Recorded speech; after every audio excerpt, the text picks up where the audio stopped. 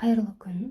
Каналға қош келдіңіздер. Қазір сіздерге мен яғни фотоға түсіру үшін немесе фотоға түсу үшін әдемі кадрға ие болу үшін жасалатын бір-екі лайфхак амалдармен бөлісемін. Әрине бұл өте оңай амал болып көрінуі мүмкін сізге.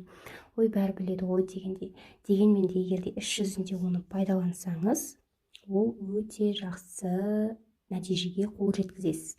Ең бірінші, мынандай камераға кірген кезде сізде сетка қосылып тұру керек. Бұл сетка көбінесе болмайды телефондарда. Оны сіздер мына настройка, төбедегі настройканы басасыздар, и вот на сетка деген мен қазір вот көрдіңіздер, ешқандай да сетка жоқ. Соны сіздер настройкадан осылай әкеліп, сетка дегенді ползуногын қосып аласыздар осылай. Енді видеоға түсірер немесе фотоға түсірер алдын бірнеше пландар бар, крупный план дейміз, общий план дейміз, средний план дейміз. Вот сол пландармен сіздерге қазір таныстыратын боламын. Яғни вот жаңағы көрсеткен сіздерге сетка. Егер де видеоға осылай YouTube форматта түсіріп жатсаңыздар, онда осыны сеткалардың қосылған бөлімдерін ойша 1, 2, 3, 4 деген яғни бөліп аламыз. Осы объектіні, осы егерде үлкен затты түсіріп жатсаңыз, мінеки адамды түсіріп жатсаңыз, онда осылай крупный планмен, яғни осы сетка точкалардың ортасында суретке немесе видеоға түсіреміз. Мынау инстаграмның сторис форматы, тоже если крупный план болса, үлкен қылып алып жатсаңыз, адамның бетін, яғни бірінші, екінші точкаларға денесін, үшінші, төртінші точкалармен алып түсіреміз крупный пландарда. Екінші план, ол средний план. Средний планды алған кезде видеоға немесе фотоға YouTube форматта сіздер, яғни көлденеңнен түсіріп жатқан кезде, осылай бірінші, екінші, үшінші точкалардың ортасына адамды алып видеоға немесе фотоға түсіресіздер. Енді вот мынау жаңағы сторис форматы, осылай бірінші, екінші, үшінші, төртінші точкалар үлкен қылып алсаңыздар осы точкалардың ортасына, немесе қазір мінеки мынандай видеода немесе фотода жалғыз ғана адам болса, онда сол адам бүкіл назарға түсу үшін осы точкалардың ортасына түсіресіздер. Бағана айтып жатқаным мінеки адам тұр, ортада. Екіншісі, ол фотода немесе видеода жалғыз ғана адам, жанында әдемі фон болса, например, немесе бір адам болса, үй болса дегенде, онда осы бірінші, үшінші точкаларға сол объектіні, екінші, төртінші точкаларға адамды немесе керісінше алсаңыздар болады.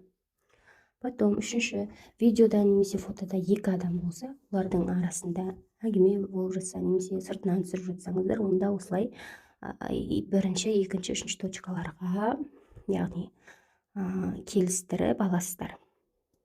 Мына суретте көрсетілгендей. Ал төртіншісі, олар екеуде басты назарда болу үшін, яғни осы точкалардың ортасында аласыздар прям. Ал фон болса, онда адамдарды осылай екінші, төртінші точкаларға немесе керісінше бірінші, үшке, ал объектіні осылай жаңағында үйді немесе басқа да бір фонды, онда осы жанындағы бірінші, үшінші точкаларға әкеліп қоясыздар. Потом немесе тамақты түсірген кезде, бір затты түсірсеңіздер, онда 90 градуста, яғни тігінен, төбестен алып, осылай ортаға крупный планмен түсіресіздер.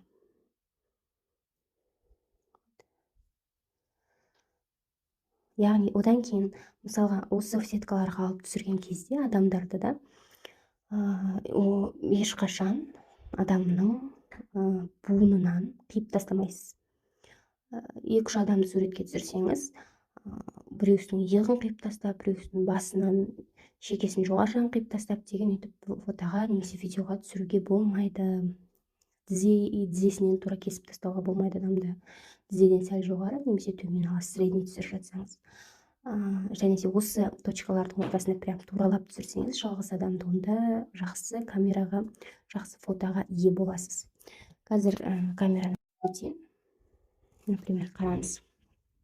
Вот мен апельсинді алсам, осылай прям ортаға осылай түсіремін суретке.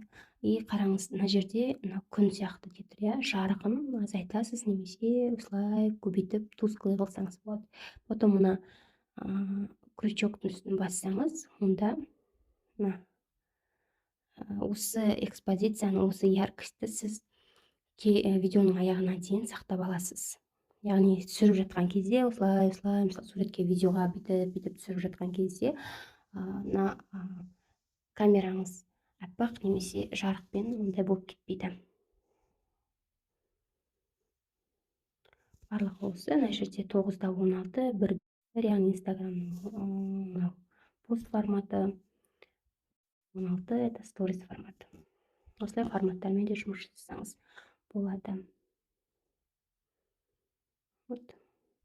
Ал егер де оның жанына фото түсіретін кезде, например, жанында бір зат болса, мысалға мынандай бір зат болса, бұны суретке түсіру үшін мысалға мына углмен углын келтіріп, ең маңызды элемент мысалға осы бір биос болса, менде оның жанында мынандай бір көмекші зат тұр, онда осы биосты аламыз камераға, например, осылай мына прям углмен углдарды келтіріп алып, осылай мына көмекші затты осылай жартылай қиып тастай берсеңіздер де болады.